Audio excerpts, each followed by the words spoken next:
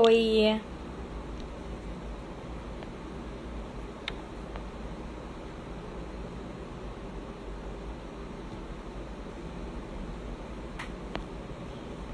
Gente, pra colocar a pessoa, ela tem que entrar na live, né?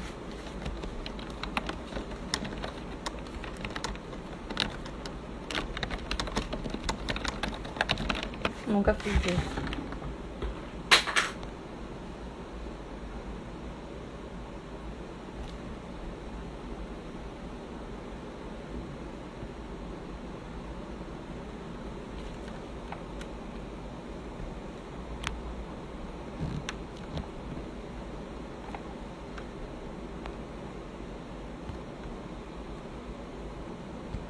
Gente, alguém sabe como faz pra chamar aqui a pessoa, se puder ajudar, queridos?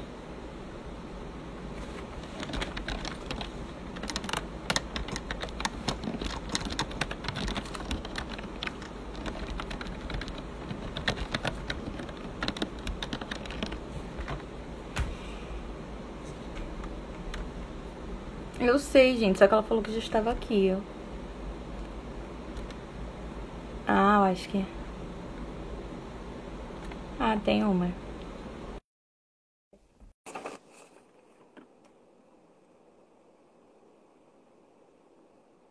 Obrigada, gente. Eita. Oi, Oi, Letícia. tudo bem? Tudo bem, e Não, você? eu sou a Isabel, que tô falando aqui com você hoje. Oi, tudo bem, Isabel? Tudo bem. Então, gente, como a gente veio divulgando aqui ao longo da semana, hoje a gente trouxe a Manu Marinho, que ela participa do Centro de Teatro Oprimido, né? Que é até esse perfil que ela tá falando com a gente, e também de um grupo, de um coletivo feminista, né? Que é o Madalena Rio. Que, enfim, pelo que eu li sobre, eu entendi que vocês fazem, todas que participam são mulheres e vocês também voltam o que vocês, enfim, produzem para mulheres. Então eu queria que você começasse um pouquinho se apresentando e também falando desses dois projetos. Uhum. Primeiro quero agradecer o convite da SPM Social, agradecer também a professora Carol Ficheira, que fez esse convite, né, também pra gente. É, E eu sou Manu Marinho, né, como a Isabel já me apresentou, eu sou educadora, eu sou coringa do Centro de Teatro do Oprimido, e também atuo à frente do grupo Madalenas Rio, que é um grupo que faz parte da Rede Madalena Internacional de Teatro das Oprimidas. Tá? Para falar um pouquinho, para a gente ir para o assunto, né, sobre o qual eu e Isabel vamos conversar, é importante antes realmente apresentar essas duas instituições. Né? O Centro de Teatro do Oprimido é uma instituição que já tem mais de 30 anos de atuação e é uma instituição que tem como objetivo multiplicar e também desenvolver a metodologia Teatro do Oprimido, que foi sistematizada pelo Augusto Boal. Né? O Augusto Boal é um teatrólogo brasileiro que sistematizou essa metodologia, que hoje é a metodologia teatral mais praticada no mundo inteiro. Então, no mundo inteiro a gente tem gente fazendo teatro do oprimido. Nos 5 continentes tem grupos de teatro do oprimido. Então, isso é muito importante porque foi algo que surgiu no Brasil, né? Mas é interessante porque, ao mesmo tempo, aqui no nosso próprio país não é tão reconhecido quanto é internacionalmente, né? E é interessante também a gente saber que isso não é um mero acaso, né? É um projeto, né, de apagamento dessas possibilidades de luta política, né, que surgem e que, aí no caso do Teatro do Oprimido, surgem aqui no próprio Brasil, né? Então, o Centro de Teatro do Oprimido fica na Lapa, no Casarão lá, e que nesse momento, infelizmente, está fechado, como tudo, né? E a gente trabalha no Centro de Teatro do Oprimido, levando essa metodologia para quem quer conhecer a metodologia, e também com 10 grupos. A gente tem hoje no CTO 10 grupos de teatro do oprimido. E esses grupos são as Madalenas Rio, que é o grupo do qual eu estou à frente, né? Que é um grupo de mulheres. E a gente aborda as temáticas referentes às injustiças que as mulheres sofrem na sociedade, né? A gente vive numa sociedade profundamente machista, sexista, né? Sim. Então, o nosso principal tema é esse. A gente tem também o grupo Madalena Anastácia, que é um grupo específico de mulheres negras, e elas trabalham com o cruzamento dessas duas opressões, que é o machismo e o racismo. A gente tem o grupo Marias do Brasil, que é um grupo de trabalhadoras domésticas, que é o grupo mais antigo do CTO e que aborda a questão dos direitos trabalhistas dessa categoria. A gente tem o grupo Maré 12, que é um grupo de meninas da Maré, e que elas também falam sobre machismo. A gente tem um grupo recente, que é o Madas Migram, que é um grupo de mulheres migrantes que moram no Rio de Janeiro hoje. O grupo Cor do Brasil, que fala sobre racismo, né? Que é um assunto estruturante também da sociedade brasileira. O grupo Pirei na Cena, que é um grupo de usuários de saúde mental e do acesso dessas pessoas também ao mercado de trabalho. O grupo Maremoto, que é um grupo de jovens da Maré, e que a questão que eles abordam é a seguinte: a gente é favelado, a gente conseguiu ingressar na universidade, e como que a gente vai se manter na universidade? Então, eles falam sobre a permanência deles nesse universo, né? A gente tem o grupo de Ponto Chique, que é um grupo de jovens também negros, e eles falam sobre o acesso ao mercado de trabalho e o racismo nesses locais de trabalho. O grupo ETP, que é um grupo de pessoas que fazem parte de movimentos sociais, e eles falam sobre essas questões, né? E o grupo Pantera, que é um grupo também da Maré, que é um grupo de jovens LGBTQIA+, que são favelados e falam sobre as opressões que enfrentam, né, no seu dia a dia. Então, esse é um pouco do Centro de Teatro do Oprimido hoje.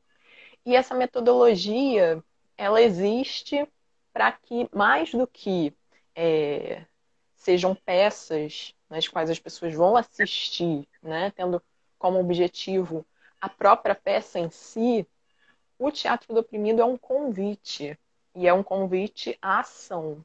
Então, a gente não quer que o espectador fique ali sentado observando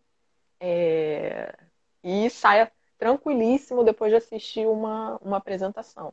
Não, o Teatro do Oprimido quer fazer um convite para que a gente atue no nosso dia a dia, fazendo um ensaio, é uma frase do Boal. O Teatro do Oprimido é um ensaio da revolução. Então a gente quer ensaiar no palco o que a gente quer concretizar na realidade.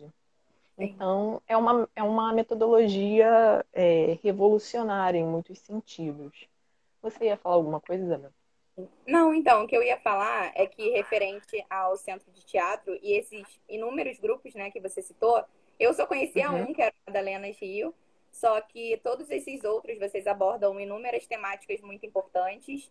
E eu queria saber como faz para participar, se alguém aí tiver interessado para, enfim, saber como participar ou, enfim, ajudar de alguma forma. Se vocês trabalham apenas com, por exemplo, a presença teatral mesmo, de fato, ou algum outro meio, sabe? Que pode, enfim, ajudar a dar uma determinada visibilidade para aquela causa e tudo mais.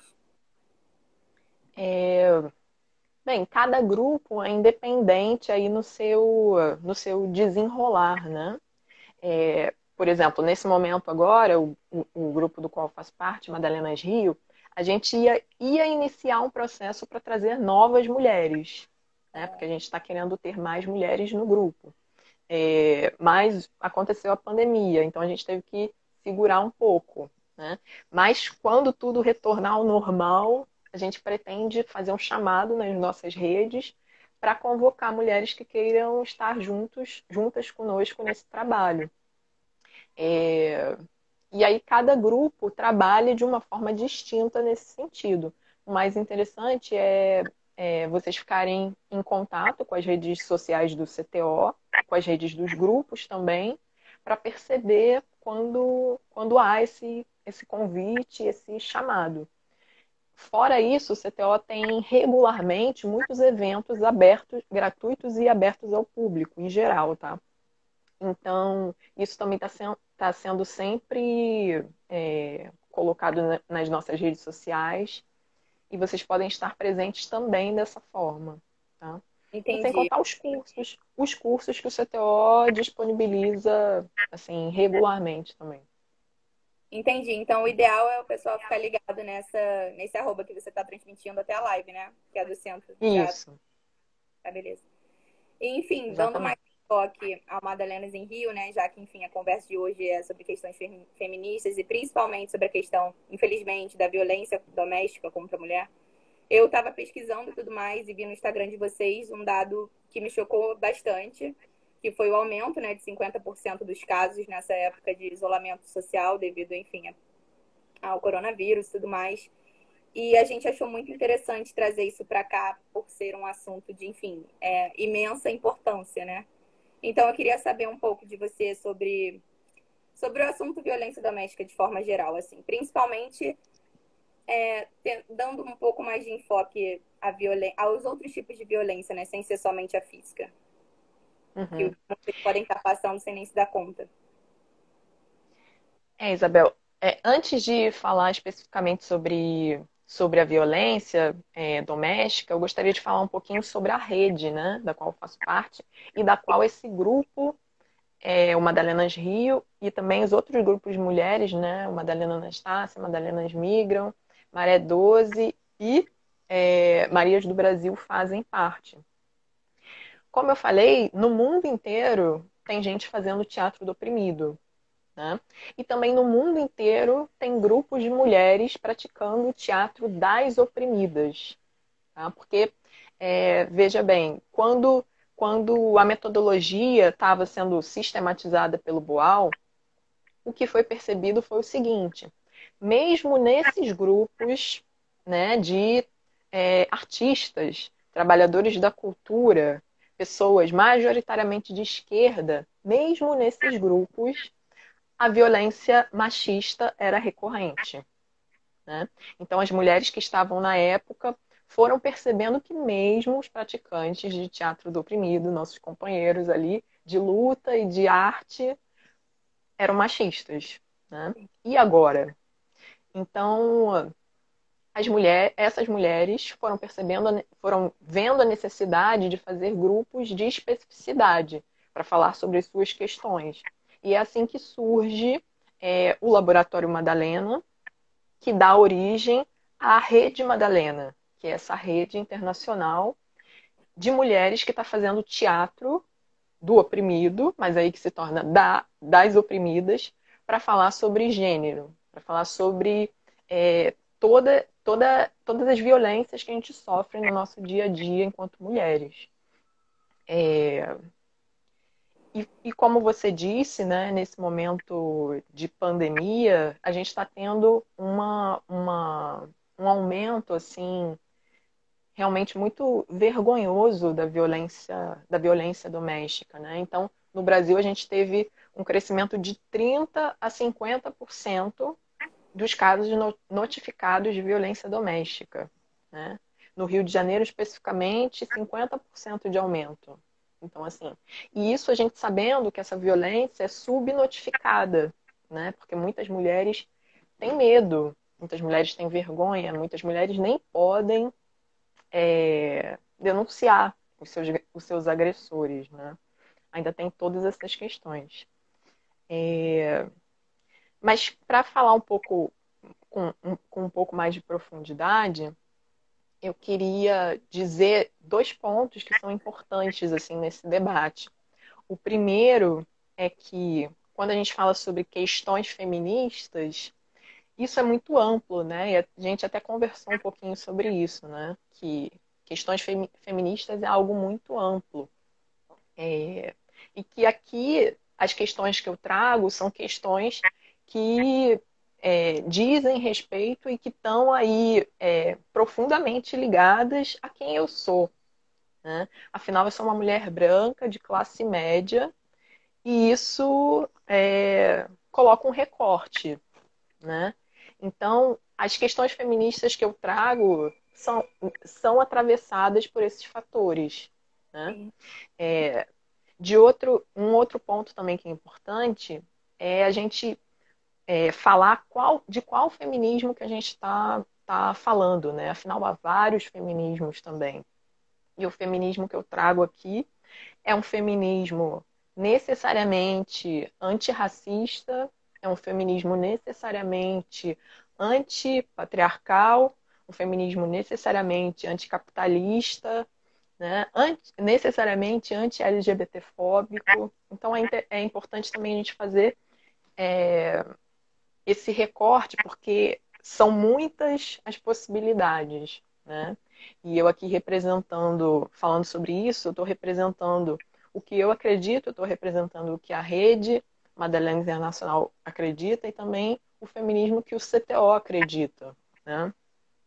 Então, eu gostaria de fazer esses recortes para a gente iniciar com um pouco mais de profundidade, né? Eu quero citar também uma frase que é uma das mais conhecidas da Simone de Beauvoir, que é a seguinte: basta uma crise política, econômica ou religiosa para que os direitos das mulheres sejam questionados. Então, isso que a gente está vivendo nesse momento, né, uma crise que a princípio é uma crise sanitária, né, mas que se a gente olhar com um pouco mais de profundidade, é na verdade uma crise humana, né? É uma crise do próprio capitalismo, né? Porque se fosse somente uma crise sanitária, as pessoas teriam condições igualitárias de lidar com essa crise, né? Mas o que a gente está vendo é uma sequência de violências e de injustiças sendo perpetradas, né? Em função da gente estar numa sociedade profundamente marcada por todas essas chagas, né? Racismo, desigualdade social, machismo. Então, a luta feminista que a gente acredita passa diretamente por uma luta anticapitalista, uma luta antirracista, uma luta anti-LGBT-fóbica, né? E também porque nada nesse país, em função da história desse próprio país, né, nada escapa de raça, gênero e classe, né? Então, eu não consigo pensar em um assunto que a gente possa vislumbrar para começar a conversar Não que entendi. não, que não entre nesses temas, né? Porque isso está profundamente marcado na nossa história, né? Então, a gente está vivendo esse momento de uma grande crise sanitária, mas que é uma crise humanitária, né? E que está recortada por raça, gênero e classe, né? E, e falando isso, eu já faço aqui a sugestão de que a SPM Social também convide algum dos meus companheiros do Centro de Teatro do Oprimido para falar sobre um desses outros temas, né? Sobre o racismo nesse momento de pandemia também, né? A gente está vendo notícias nesse sentido. Hoje mesmo, o jovem de 14 anos, uma criança, né? João Pedro, foi assassinado pela polícia do estado do Rio de Janeiro. Né? Mais uma criança que morre em função dessa política genocida praticada pelo governador. Né? E aí, dito isso, a gente pode pensar no que representa a casa. Né? Eu acho que isso é algo importante para a gente começar a falar sobre violência doméstica. Né? O que é casa? Eu te pergunto, Isabel, o que é casa? A casa, para mim, é um lugar que a gente se sente à vontade, né? De fato, é o Uhum, nosso lar, digamos assim, por mais redundante que seja, né? É o lugar que, enfim, a uhum. gente tem vontade para ser nós mesmos em todos os sentidos. Uhum. possivelmente em qualquer sociedade do mundo, se eu fizer essa pergunta, a resposta vai ser muito similar, né? E No principalmente inconsciente, relacionada à segurança, né? Lugar isso, seguro. justamente. No inconsciente coletivo, né, casa significa segurança, significa conforto, né, significa proteção, né? Mas a gente sabe que essa não é a realidade de grande parte das pessoas, né? Não é a realidade de pessoas negras, como a gente está vendo aí no caso desse menino que foi assassinado, João Pedro, assassinado dentro de casa, e não é a realidade das mulheres, né? Eu trago aqui um dado também da ONU que diz o seguinte: dos 87 mil feminicídios, ou seja, assassinato de mulheres, que aconteceram em 2017, 50 mil foram em casa e foram praticados por companheiros ou familiares dessas mulheres, né? Então, de 87, 50 mil mulheres foram assassinadas dentro de casa, dentro desse lugar que deveria significar conforto, deveria significar segurança, deveria significar lar, né? Então a gente vê como que essa é uma realidade e eu falei aí do recorte que é necessário, né? Afinal, eu sou uma mulher branca, de classe média, mas que essa é uma realidade que se perpetua nas mais diversas realidades, né? Nas mais diversas classes sociais, nos mais diversos países, né? Independente da classe, independente de qualquer coisa, as mulheres sofrem agressões dentro de suas casas. Eu gostaria de ler aqui um trecho do livro Teatro das Oprimidas, da Bárbara Santos, em que ela diz assim, vou até mostrar aqui a capa para vocês. Ela diz assim: entre os oprimidos que encontrei, apenas um grupo era realmente similar ao seu correspondente brasileiro, as mulheres vítimas de violência doméstica. Até essa visita, eu achava que violência doméstica era coisa de pobre e de terceiro mundo. Mas essa parece ser a opressão mais democrática do mundo. Acontece em qualquer classe social, em qualquer país, mudando talvez a intensidade, as estratégias e os seus instrumentos. Em certo sentido, a cidadania de primeiro mundo não diferenciava muito as mulheres vítimas de homens violentos dentro de suas próprias casas. As de lá, como as de aqui, ela está se referindo a mulheres que moram na Europa, as de lá, como as de aqui, viviam há anos com os mesmos maridos, sofrendo as mais variadas agressões e com dificuldade em denunciar. Temiam a vergonha diante dos seus familiares e da vizinhança, as ameaças dos maridos ou a possibilidade de ficarem sozinhas. Então, como eu estava dizendo, né, essa é uma violência que, apesar de ter vários meandros de acordo com a classe social, de acordo com a raça, de acordo com o local onde ela está instaurada, ela é democrática, né? Porque as mulheres estão sempre sendo vítimas dessas mais diversas formas de violência que são as violências machistas, né? E a gente tem também 5 tipos de classificação de violências contra a mulher. E desses 5 tipos, todos estão majoritariamente centrados no ambiente doméstico. Tá? Então, a gente tem a agressão moral, que é quando o agressor calunia a mulher para terceiros, quando o agressor a xinga, né? Isso é uma agressão moral e é uma agressão machista. A gente tem uma agressão patrimonial, tá? Que é quando esse agressor ele impede que a mulher acesse o seu próprio patrimônio. Então, é o cara que impede que a mulher acesse o seu próprio dinheiro, né? Ou que a mulher acesse o seu próprio celular, né? Então, é a agressão que diz respeito ao bem material, né? A agressão patrimonial.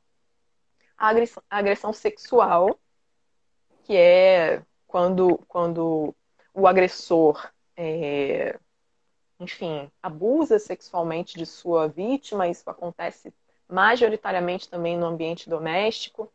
E também durante esse momento de pandemia, as crianças também estão mais sujeitas a esse tipo de agressão, né? Aí pelos tios, pelos vizinhos, pelos amigos da família, pelos pais. Então a gente também sabe que essa é uma realidade, né, da agressão sexual.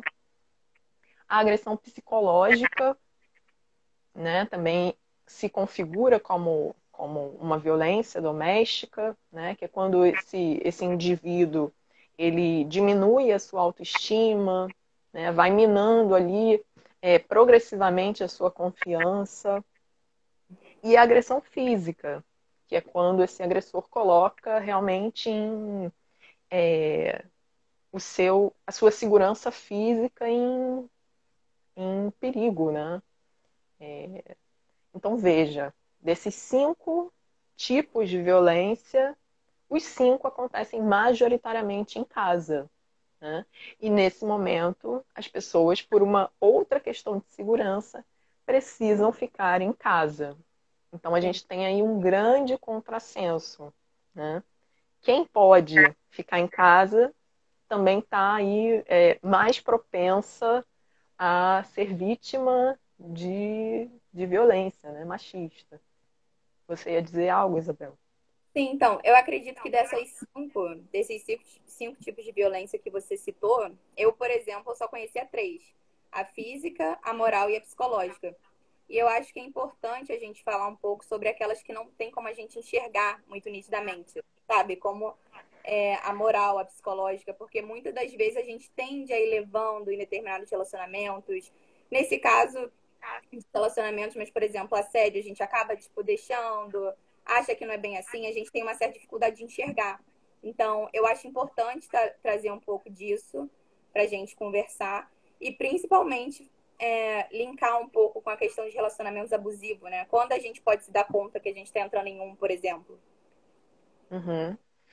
E é interessante a gente perceber, Isabel, que essa violência, esses 5 tipos de violência que eu descrevi aqui, elas costumam ir de uma forma progressiva, tá? Então começa com uma violência moral, depois vai para uma violência patrimonial e assim por diante, até chegar numa violência física e aquela mulher ser vítima de feminicídio. Né? É um ciclo que se dá, esse ciclo da violência doméstica. Né? E realmente, assim, é, há uma dificuldade de perceber quando você está sendo vítima dessas violências um pouco menos explícitas, né? Como a violência moral, por exemplo, ou como a violência patrimonial, como você falou, né? Ah, meu namorado não quer que eu mexa no meu celular, porque ele, sei lá, fala que tem ciúme, qualquer coisa assim. Isso é um problema, né? Um grande problema, é uma violência. Ele está impedindo que você se comunique com quem e como você deseja se comunicar.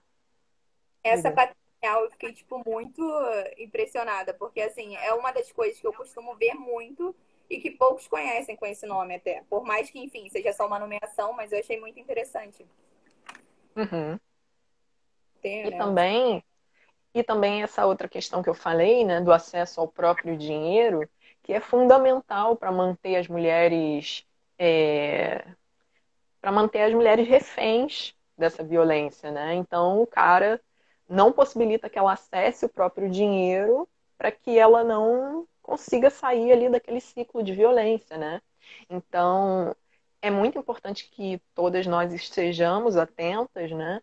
E nesse momento de reclusão, atentas também às mulheres das nossas redes de contato, as nossas amigas, as nossas colegas de trabalho e assim por diante, para a gente conseguir realmente colocar em, colocar em prática essa palavra que é a palavra sororidade, né?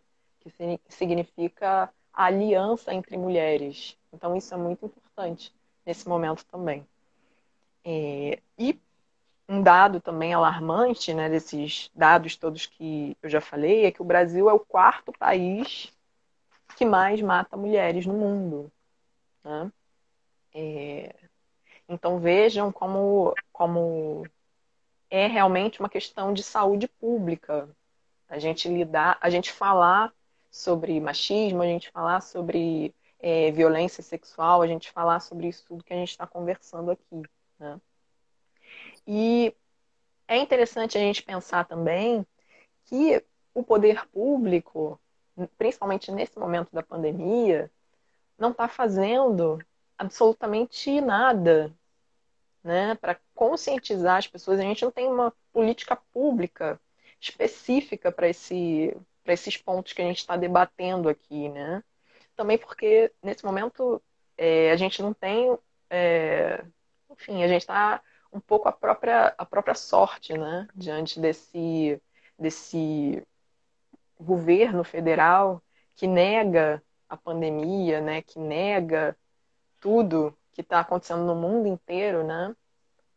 Então, na verdade, a sociedade civil está se organizando, né, para tentar minimizar os efeitos dessa crise, né? Mas veja, a gente tem, como eu já falei, né, essa demanda por ficar em casa, e a gente tem aí a hashtag Fique em Casa, por exemplo, né?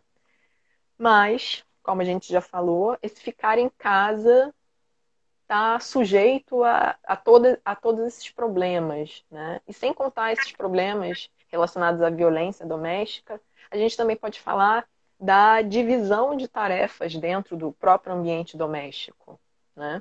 Porque fica em casa, ok, ficamos em casa, mas quem vai lidar com todas as questões referentes ao ficar em casa, né? É, ao ter mais demandas dentro dessa casa, né? E essas próprias propagandas que estão surgindo, né, essas campanhas de fique em casa, tudo isso está sendo muito direcionado para o público feminino, né? Isso é interessante da gente perceber também, né? Então essa hashtag fique em casa, faça uma receita nova, brinque com seus filhos, né? Tudo isso a gente sabe que é muito mais direcionado por essa cultura machista na qual a gente está, é muito mais direcionado para as mulheres, né? Afinal, quando eu falo brinque, brinque mais com seus filhos, faça essa comidinha aqui enfeitada para o seu filho. Isso eu vi no outro dia, né? Uma comidinha assim com a cara de ursinho e tal. A gente sabe que esse tipo de propaganda é direcionada para as mulheres, né? Mas as mulheres que já têm uma jornada tripla, ou seja, as mulheres cuidam da casa, não ouvi. Aumenta ainda mais, né? Acho que era isso que você ia concluir. Justamente, né? Porque as mulheres já têm a demanda da casa, da jornada tripla, né? Comum na rotina da grande maioria das mulheres, né? Cuidar, além de cuidar da casa, cuidar dos filhos. Além de cuidar da casa, dos filhos, trabalhar, né? O trabalho fora de casa, né? Que nesse momento também está sendo transferido para dentro de casa, porque muitas mulheres estão fazendo trabalho remoto, né? Então, é, as mulheres estão mais do que nunca sobrecarregadas nesse ambiente doméstico, né? E se a gente não visibilizar, parece que está tudo ok, está tudo tranquilo, está tudo como deve ser, né? Enquanto as mulheres estão ficando cada vez física e mentalmente mais exaustas, né? Eu acho que nesse momento também visibilizar esse tipo de injustiça também é importante, né? Além da gente falar da questão da agressão física, né, da violência doméstica, essa, essa, essa falsa divisão, essa pouca divisão do trabalho doméstico também deve ser visibilizado, né? Eu tenho aqui um outro dado que diz que, segundo a UFMG, 10% das mulheres, 10% das mulheres sofreram violência emocional pela primeira vez nessa quarentena. Então, nesse momento, né, de grande estresse que todo mundo está vivendo, as mulheres ficam ainda mais vulnerabilizadas, né? A gente teve também um aumento do consumo de álcool, né? Isso está sendo noticiado nos principais veículos de comunicação, né? As pessoas estão consumindo mais álcool. E o clima de medo, de terror, o estresse, né? Tudo isso leva a um quadro ainda mais perigoso para todas nós, né? Sim, sobre o que Um outro, você fala, quer falar? diga. Sobre o que Não, você diga. falou em relação, enfim, essas dicas que a gente vê muito, eu tô vendo diversas com essa linguagem e tudo mais, por mais que não seja direcionada para as mulheres, por exemplo, de cara, assim, quando você lê, sabe? Se referindo a, enfim, no gênero feminino, toda a linguagem e tudo mais, né? A Uhum, gente já liga, né? É impressionante como a questão da naturalização disso tudo, eu acho. Que por mais que, enfim, não esteja denominando, por exemplo, quem siga aquela dica, a pessoa, por exemplo, eu vejo, já levo para minha mãe, tipo, mãe, olha que legal, sabe? E não pro meu pai, por uhum, exemplo. Então eu uhum. acho que é sobre isso também, é uma certa desconstrução constante, né? Acredito. Eu não vejo fim, por exemplo, nisso. Uhum. Claro, sem dúvida. Todas nós, né, que conhecemos aí a luta feminista, que somos ativas, né, apesar disso, todas nós estamos reproduzindo, se não estivermos muito atentas, estamos reproduzindo isso no nosso dia a dia, nas nossas casas, nas nossas relações, né? Então, é um movimento constante de se repensar, né? E de fazer também com que as pessoas que estão à nossa volta se repensem, né? E isso no que diz respeito também às outras opressões, né? Aí com relação ao racismo, com relação à LGBTfobia, né? Com relação ao classismo, né? É um movimento constante de, de crítica de si mesmo, né? É assim que a gente avança, né? Não é negando, não é dizendo, ah, eu não sou machista, né? Ah, eu não sou racista, né? Todo mundo é perfeito. Não, a gente sabe que não, né? Numa sociedade que estruturalmente é machista, nós vamos sim reproduzir isso.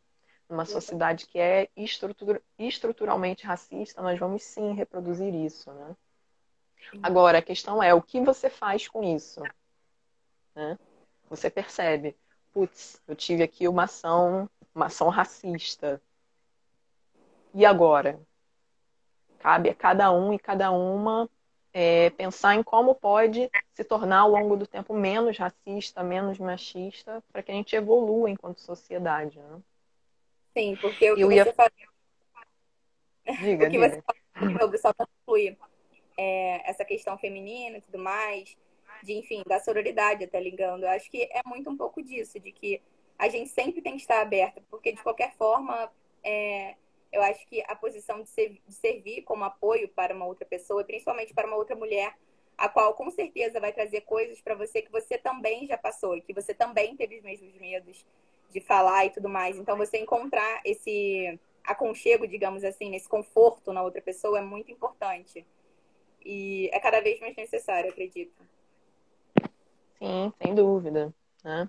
É, em muitos momentos, né, eu estava conversando sobre isso com duas companheiras essa semana, duas companheiras lá do CTO, a Raquel Nascimento, que é do coletivo Madalena Anastácia, e a Marcela Farfan, que é do coletivo Madas Migram.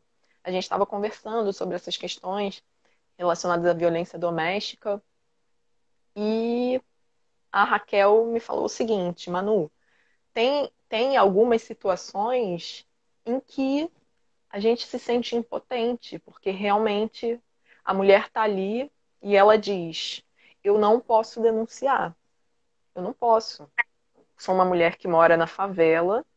Se eu denunciar o tráfico, o tráfico me mata, eu não tenho para onde ir. E aí, o que eu faço? né? Sim.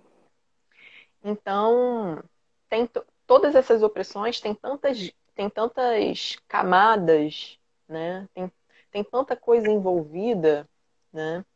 Que realmente, se a gente não está se articulando, se a gente não está se repensando, se a gente não está o tempo todo em movimento, a gente fica paralisado E de medo até, né? pânico, de medo, de pânico e, enfim, é terrível, né? Então, é mais do que necessário que a gente esteja se articulando, esteja entre mulheres, né? Oferecendo apoio na medida do possível sempre, né? Sim. Da segurança dela e da sua também. É, então é isso, a gente tem que estar juntas, né? Sim, eu acho que esse exemplo que você trouxe de mulheres, enfim, na comunidade até, eu acho que tem também uma outra coisa que elas passam, que é porque, infelizmente, segundo todos esses dados alarmantes, a Bessa que você trouxe pra gente, mostra que isso é mais comum do que a gente imagina, infelizmente. Mas eu acredito que na comunidade ainda é mais. Porque, enfim, isso costuma, segundo inúmeras pesquisas já, enfim, reportagens que eu li, que os casos nas comunidades é muito mais frequente. Então, eu acredito que, fora o medo que você citou de denunciar pelo tráfico e tudo mais, tem o medo também da banalização, né, da violência, que, enfim, a gente vê inúmeras vezes, que, enfim, é uma certa cultura nesse local muito, muito diferente, né? Mas a gente não pode esquecer, Isabel, como eu li aqui no início, né, o trecho da Bárbara, que essa violência existe em todos os universos, né? Em todas as camadas, em todo mundo, né? É, Então é muito difícil a gente dizer que no ambiente de uma favela as mulheres estão mais propensas a essa violência. Eu não sei, realmente eu não sei. É, eu acho que a gente tem que estar o tempo todo articulada para auxiliar da melhor forma possível, né, e levar as redes de apoio necessárias para todas as mulheres, né? A Sim, gente não, tem, de fato, diga, assim, o que eu citei em relação às comunidades e tudo mais, não foi me referindo que necessariamente deva ter maior número, né, de violências, enfim.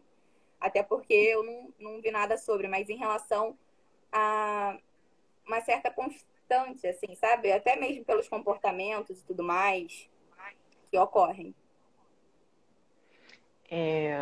eu acho que, sobretudo, uma violência que é muito forte, né? Também nesse momento e em outros momentos também, porque já fazem parte aí do que a gente chama de normalidade, né? Que não tem nada de normal, é isso que a gente vive, né? É a violência do Estado, né? A violência do Estado que recai sobre as mulheres e em especial nesse momento também da pandemia, né? Por exemplo, as mulheres nesse momento elas estão na linha de frente no combate ao coronavírus, né? Porque as mulheres são maioria entre as enfermeiras, né? Entre técnicos de enfermagem, mulheres são maioria como auxiliares de limpeza, né? Então, essa estrutura dos hospitais é majoritariamente feminina, né? Essa estrutura mais de base, né? E essas pessoas, principalmente aí nos hospitais públicos, né, do país, elas estão sem os equipamentos de proteção, elas estão sem os seus salários, elas estão abandonadas à própria sorte, né? Então, isso configura uma violência do Estado, uma prática misógina também com relação a essas mulheres trabalhadoras, né? E como a gente já conversou aqui, também nesse momento, as mulheres que estão em casa, que podem ficar em casa, estão sendo, acabam fazendo uma jornada tripla e também não há uma política pública, né, para conscientizar aí os homens da necessidade, né, deles se comprometerem com as tarefas domésticas, né, também, né, com o cuidado dos filhos, com o cuidado dos idosos, né. tudo isso recai sobre as mulheres também, né? E essa também é uma violência do Estado, porque se a gente estivesse em um país que minimamente protege os seus, os seus trabalhadores, né, as suas trabalhadoras, a gente tinha uma política pública de conscientização da necessidade desses homens se colocarem também, né, Hum. para esse trabalho doméstico. E também é, as mulheres são maioria entre as docentes, né, entre as professoras do ensino básico, né? E essas mulheres estão tendo que trabalhar em casa, né? Dentro de todo esse contexto que a gente falou, né? Trabalho para cuidar das demandas da casa, trabalho para cuidar dos filhos e trabalho também para dar conta dessa demanda de aula online, uma demanda que surgiu do nada, né? E que não houve nenhuma preparação, não há infraestrutura, e as mulheres estão tendo, essas professoras estão tendo que se virar da forma que podem para cumprir com isso, né? Quando não é efetivo nem para elas, né, para essas professoras, e não é efetivo também para os alunos, porque grande parte desses alunos nem podem ter acesso a esses conteúdos, né?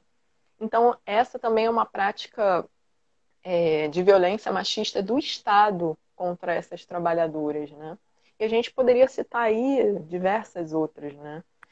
Outras práticas nesse sentido, desse governo que não tem compromisso nenhum com nenhum setor da sociedade, né? A não ser com um projeto particular de poder desse presidente, né? Uhum. Então, realmente é um quadro bem complexo, bem difícil, e a gente precisa estar muito articulada, a gente precisa estar muito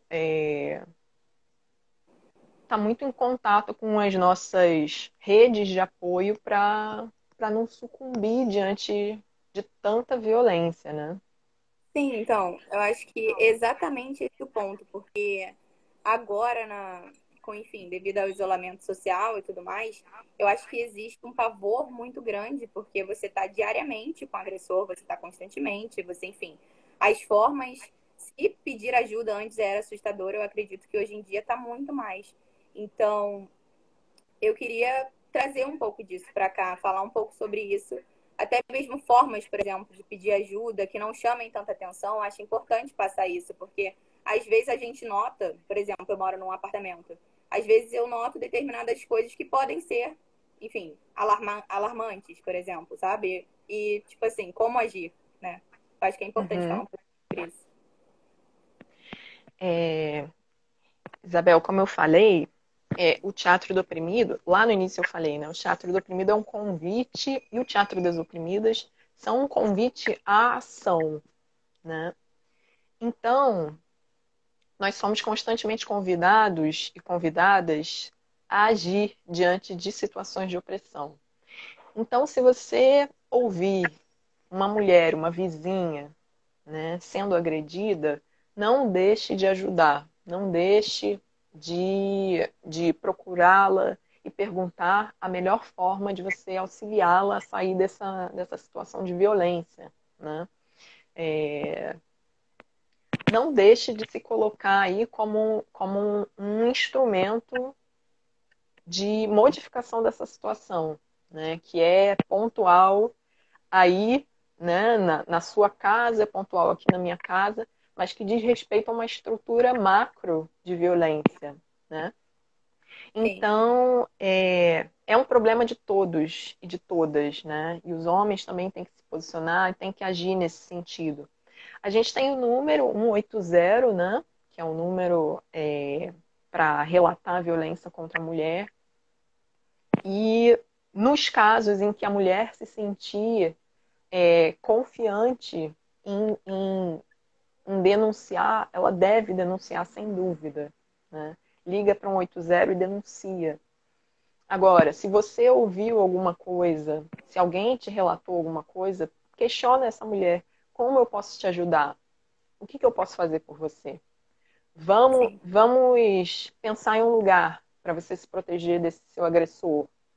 Vamos, vamos fazer talvez um boletim de ocorrência. Isso tem que ser em cada situação, de acordo com as possibilidades de cada vítima, né? As possibilidades daquela vítima não sofrer ainda mais é, em função da situação na qual ela está vivendo, né? Uma outra forma, além do 180, é o mapa do acolhimento, que eu acho que é uma proposta muito interessante, né?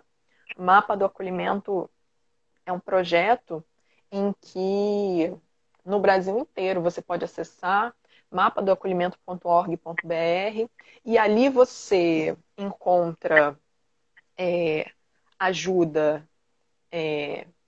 terapêutica e ajuda de uma profissional, de uma advogada. Né? Então você tem ali um auxílio emocional para aquela violência e você tem um auxílio jurídico também para pensar a melhor forma de você agir judicialmente, né? Pensando que em muitos casos tem crianças envolvidas, né? Enfim, são muitos meandros, né? Então, o mapa do acolhimento é um trabalho muito interessante que inclusive aceita como é que se fala? Esqueci a palavra. Voluntárias, né? Legal. Se alguma de vocês que estão aqui nos ouvindo for psicóloga ou advogada, podem ser voluntárias lá do Mapa do Acolhimento e prestar esse auxílio para mulheres que estão enfrentando violência, né? E aí a gente vai permeando essa rede de apoio, né? Eu acho que é isso, né, Eu acho com que relação a essa pergunta. disso que eu perguntei em relação a como ajudar, né? Como, enfim, denunciar. Eu acho que o medo de muitas, tirando, enfim, a vítima claramente, mas daqueles que sabem, eu acho que é a questão da exposição, mas eu acho, claro, deixar que, nesse caso, a exposição é o dos menores, né? Dos problemas. Que, enfim, Uhum. existe uma vida em jogo e o que tem como ser feito por você, acredito que deve. E por mais que, enfim, sabendo da sociedade totalmente violenta que a gente vive, existe o medo e é totalmente compreensível, mas eu acho que a gente tem que estar sempre batendo um pouco de frente com isso para tentar ajudar. Porque, de fato, é uma situação muito séria, né? Claro. Tem aquela frase, né, aquele ditado popular que diz que em briga de marido e mulher ninguém mete a colher, mas a gente já sabe que esse discurso está completamente superado. Mete a Com colher, certeza. sim. A gente vai meter a colher. A gente vai ajudar essa mulher que tá precisando, porque a qualquer momento a gente pode ser vítima desse tipo de situação também, né? Então a gente tem que criar uma rede de apoio, de solidariedade, de escuta para essas mulheres. E a gente vai meter a colher, sim. Então é isso, mano. Eu acredito que fechou. Muito obrigada, viu, pela sua presença. A gente agradece muito. Foi ótima a troca que a gente teve, trazendo um pouquinho desse assunto tão importante para cá. Eu queria também agradecer a todo mundo aí que assistiu e lembrar que sexta-feira tem uma live de entretenimento, enfim, streaming, vai ser bem interessante. Que todo mundo fique atento aí, que tem mais. Obrigada, viu, Manu? Isabel, eu gostaria de falar. A gente ainda tem um minutinho? Temos, pode falar. Hein? Eu gostaria de falar um pouquinho sobre a campanha, né, que o CTO, a instituição da qual eu faço parte, está fazendo nesse momento, né? O Uhum. Centro de Teatro do Oprimido, como eu falei, é uma instituição que tem mais de 30 anos e que trabalha com essa metodologia revolucionária, que é o teatro do oprimido e que é também o teatro das oprimidas. E nesse momento de pandemia, a gente está com as portas fechadas. O CTO, ele sobrevive quando não há projetos, né? O CTO sobrevive através dos cursos, através da residência artística e através da ocupação que os parceiros fazem, que os nossos parceiros fazem na casa, que fica ali na Lapa. E nesse momento a gente está com as portas fechadas. Ou seja, a gente tem 10 grupos populares e a gente não tem como dar um apoio mínimo para esses grupos nesse momento. Né? A gente não tem como pagar o aluguel da casa nesse momento. Né? Então a gente criou uma campanha, que é a campanha Viva CTO, que é uma campanha para arrecadar recursos para o CTO sobreviver a esse tempo de pandemia. Então, eu peço que vocês entrem lá na nossa página do Benfeitoria, que é www.benfeitoria.com/vivacto, e nos ajudem nesse momento, fazendo uma doação, qualquer que seja, para permitir que o CTO sobreviva e que a gente possa seguir avançando nas lutas, né? Que são tão importantes para nós enquanto sociedade. É isso, agradeço muito, Isabel, aqui a nossa parceria, a nossa troca e também a todos e a todas que assistiram até aqui. Ok, Manu, obrigada. Boa tarde para você. Boa tarde, tchau.